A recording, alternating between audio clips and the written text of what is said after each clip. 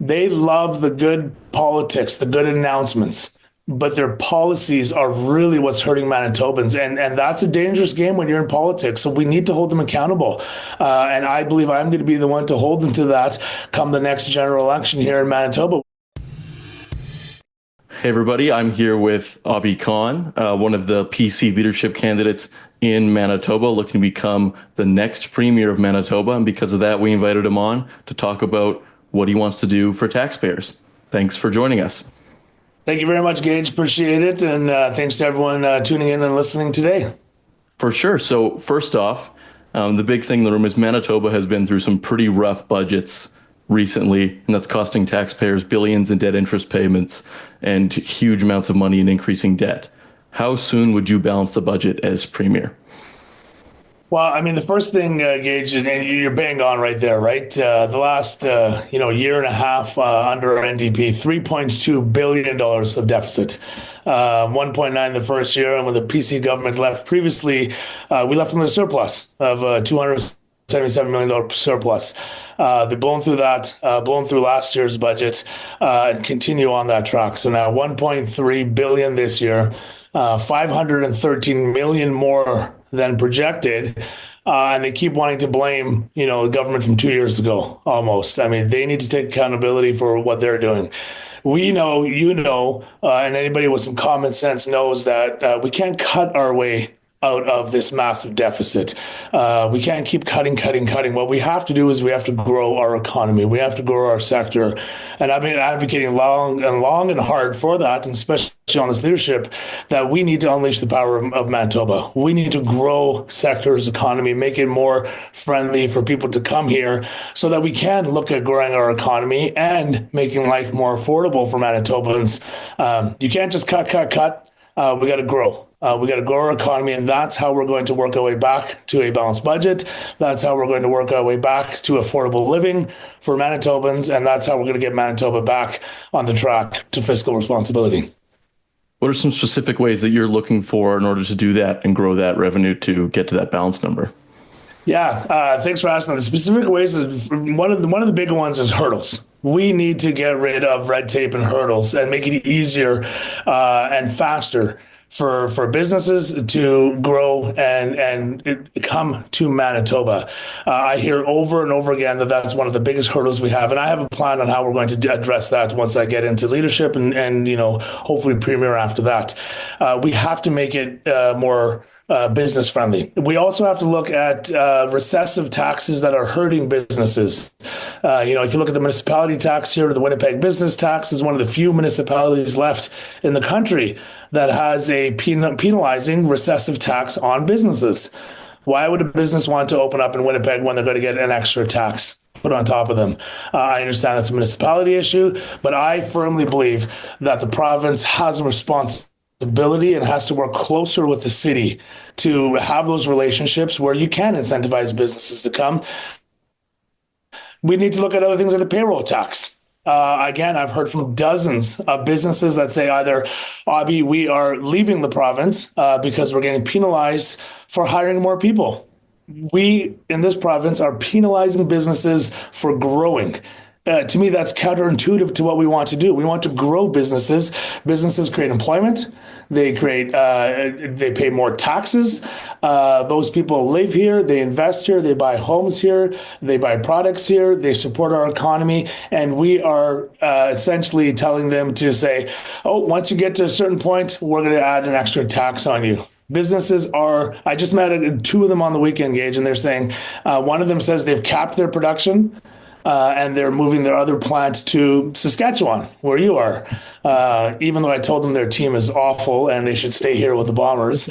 But they're moving their second plant to Saskatchewan. The other business has completely winding down operations, and they're actually moving to North Dakota. This is what's happening now under this NDP government. It has to stop. We have to get back to fiscal responsibility and making our province the great province it can be by supporting and growing our economies. No, I think taxpayers would like to hear a lot of that, especially when talking about the aggressive taxes. You mentioned that you don't want to necessarily get into huge amounts of cutting, but to talk about that a little bit, since 2019, the cost of paying government bureaucrats in Manitoba has cost about 20%. It's almost half of what the government spends every year is on salaries. Would you do anything about the growing cost of bureaucracy in Manitoba? I mean, you can see as soon as you went that way, I started shaking my head and then laughing at the absurdity of what's happening in this province of Manitoba. Manitoba has the fastest growing level of public service in the entire country. You know what else is growing the fastest in a negative way, shrinking the fastest, Gage, is our GDP. So we are literally going in opposite directions right now. Our public service is going up through the roof, and our GDP is going down. And one thing that you measure GDP, yardstick in economy, is our productivity. Let's talk about productivity. If our public service is growing, you would want your productivity to grow as well. Well, the exact opposite, unfortunately, is happening here in Manitoba. As our public service is increasing to the fastest rate per capita in Canada, if you look at Ontario, productivity GDP is 14% higher. Saskatchewan, you guys, 33% higher than Manitoba. What are we doing? We need to really look at this and say, hey guys, there's something fundamentally wrong with the way this province is being run right now. And it's clear under the NDP, they've made it very clear they want to continue to increase public sector, which, hey, great jobs there. I want to thank the people that are working there. But when we look at factors like productivity and GDP, and both of those are going down, and we're one of the lowest provinces in the country for our productivity, and our GDP is decreasing faster than anywhere else, we have some major problems there. We need to get back to that. We need to decrease the level of bureaucracy. We need to increase accountability amongst all levels of government, bureaucracy, and government to get this province back on track. And I'm committed to doing that. So to talk about accountability a little bit more, Manitoba used to have some really robust balanced budget legislation, some of the best in the country, that saw cabinet ministers' pay cut if they failed to balance the budget. But in about 2018, that law was neutered, where the consequences were much less severe. What do you think should happen to politicians who fail to balance the budget? Well, I think I think that policy was a good one. If you fail to balance the budget, you're going to lose your pay cut. I mean, you got to hit them in the wallet. As a politician myself, who isn't doing this for the money. I was making more money selling shawarmas and playing for the Winnipeg Blue Bombers back in the day. We all know the CFO doesn't play very much either. There has to be accountability and transparency. I mean, you got to have both, right? We got to be able to show really what's happening in a transparent way. The NDP are masters of smoke and mirrors, right? Saying, oh, this is one thing here. Oh, this is great news. The Minister of Finance yesterday is touting that this $1.3 billion deficit is great news. And it's a good thing. We're heading in the right direction. No, we're not, Minister. And you guys had the largest federal transfer in the history of this country and province, $900 million from your friend Justin Trudeau. And you're still running a $1.3 billion deficit. This is irresponsible spending. They love the good politics, the good announcements, but their policies are really what's hurting Manitobans. And that's a dangerous game when you're in politics. So we need to hold them accountable. And I believe I'm going to be the one to hold them to that come the next general election here in Manitoba, where Manitobans will see that they had all these great announcements and all these great politics, playing politics with Manitobans voters, but their policies have left us in a devastating state. $23,000 per Manitoban is the debt load right now because of this deficit we have in this province. It's ludicrous. It needs to stop. We have to grow our economy here, plain and simple. We need to make it friendly for businesses to come here, for businesses to stay here. We also need to bring investments from outside of Manitoba and Canada to this province. We have a lot of great things happening here, and this is why a large part of my campaign has been about unleashing Manitoba. We need to just stop talking about it and just do it. And I'm committed to doing that. If anyone knows anything about me, is that I get things done, and I'm going to get it done. Yeah, I think the finance minister would be a little bit more likely to see the increased deficit if it was also coming out of his paycheck. So that's good to hear as well. So going on with that, we've talked about this kind of a lot overall, is when we look at Manitoba families, they're paying more provincial taxes than similar families in Saskatchewan, where I am, Alberta, Ontario, and British Columbia. What would you do to provide tax relief to Manitobans? Well, you're again, great point. I mean, it is tough to live here in Manitoba. That's why people are leaving Manitoba at historic rates right now. And I will say, what would I do? Well, let's look back in my last. I was only in government for a year, but that last year, the PC government had announced and committed to, and the NDP, had no choice but to do it. Was the largest tax savings for families. So the average family saved about $5,500. That makes life affordable. $5,500 in permanent sustained savings goes a lot longer than a fake gas tax for 14 cents for 6 months. Oh no, we're going to do 9 months. Oh no, we're going to do 12 months. Manitobans are going to get hit with the largest increase in gas tax in the history of this province. As long as we're clear on that gas tax is coming back. That's going to make life more unaffordable for Manitobans. We need permanent tax savings for families, not these phony announcements and smoke and mirrors. What does that look like? Well, it's a really comprehensive approach, but very similar to what we've done before, right? By increasing the basic personal tax exemption, by increasing income brackets to allow Manitobans to take more money home with them. That's what we need to do. You know, when we look at what this current government has done as well is, the education property tax. It's actually costing Manitobans $148 million more. They can say that this is, the house is going to get back up to $1,500, but you're not getting the $1,500 back. Actually, the average house in Manitoba, if you live in a house over $377,000, you are going to be paying more in education property taxes under this NDP. We had committed to phasing that out in a 4-year plan. We were on our way with 50%, and now the NDP have scrapped that. So, if there's a takeaway here, I want people to really be clear on the games the NDP is playing, the smoke and mirrors and the numbers they're using.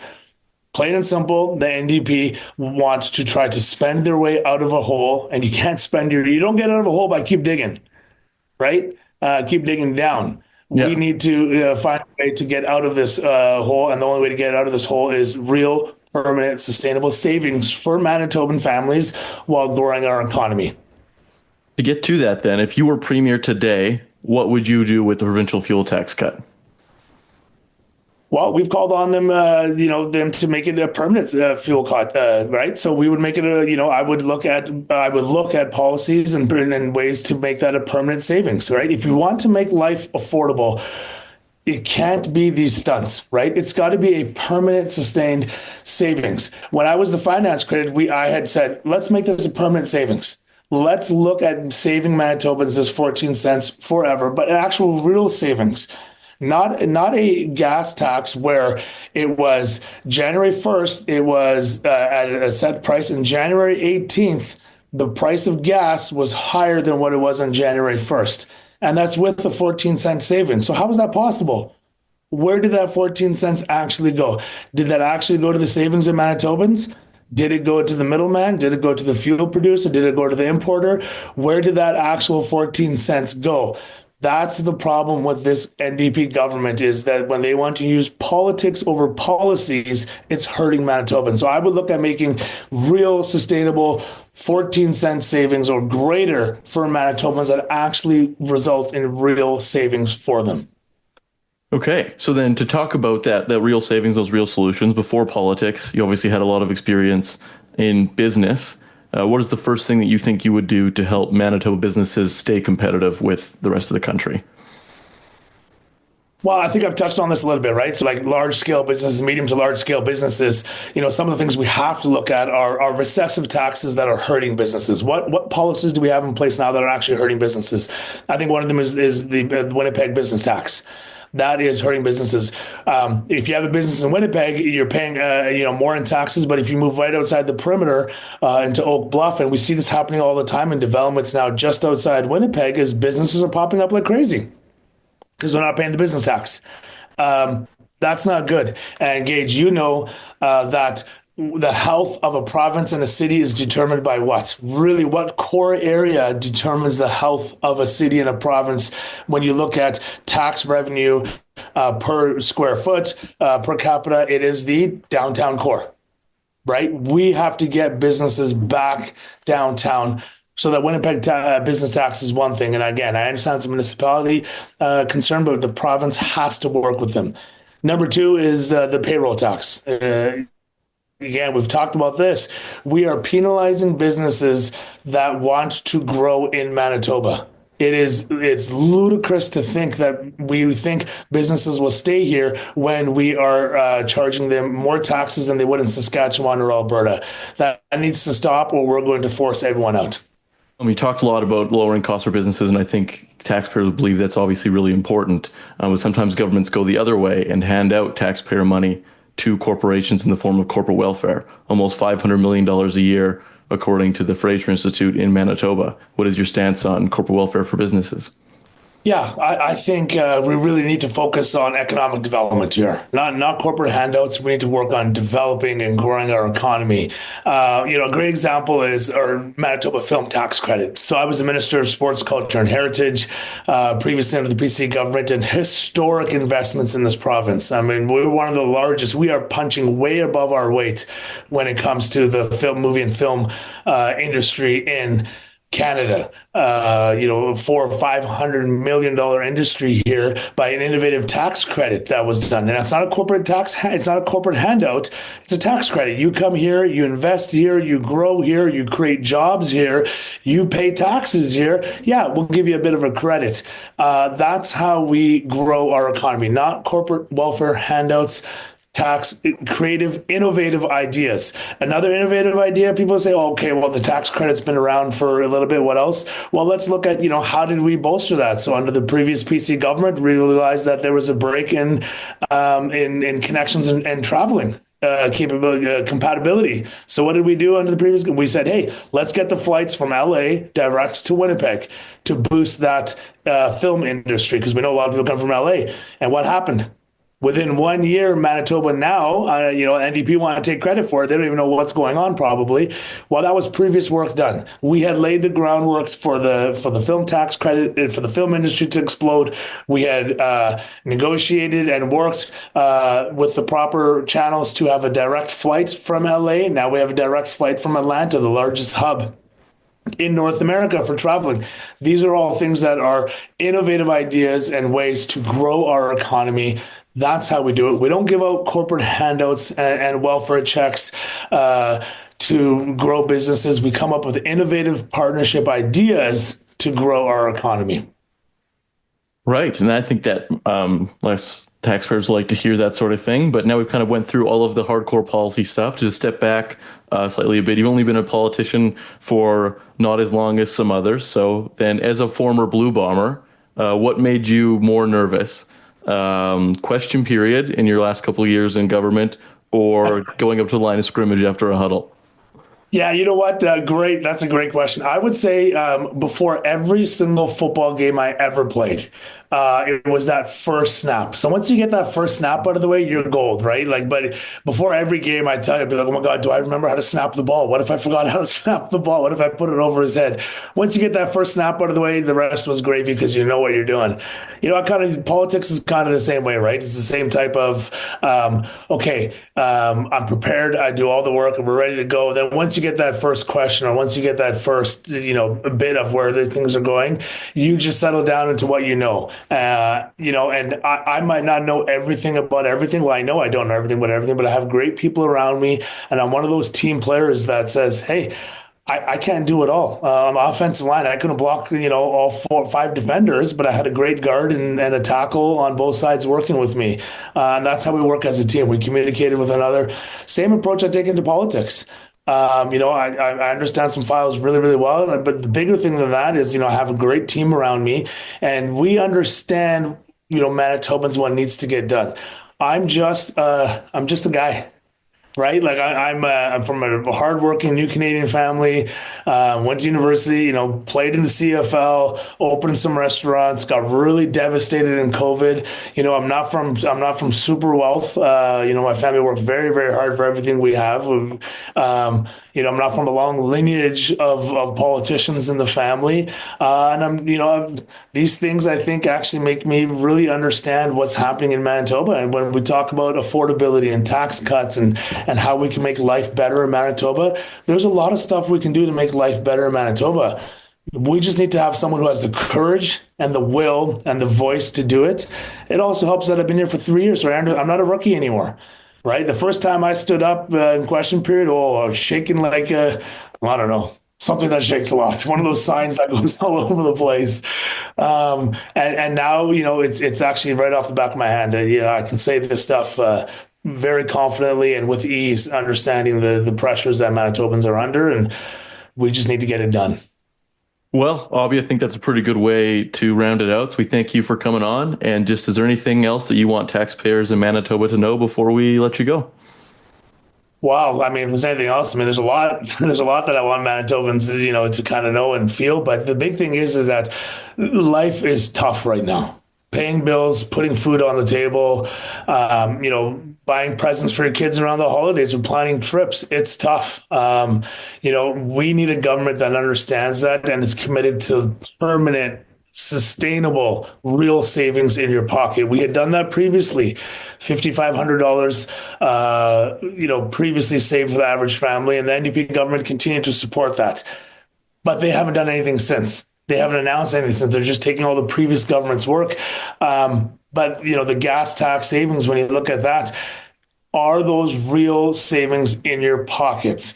Or did the gas price just go up 18 days later? We need to look at real sustainable savings for Manitoban families. And we do that by growing our economy, by growing our businesses, by coming up with innovative ideas for businesses to generate more jobs, pay more taxes, and contribute more to our economy. We also need to invest more money in this province. There's a lot of people wanting to invest in Manitoba.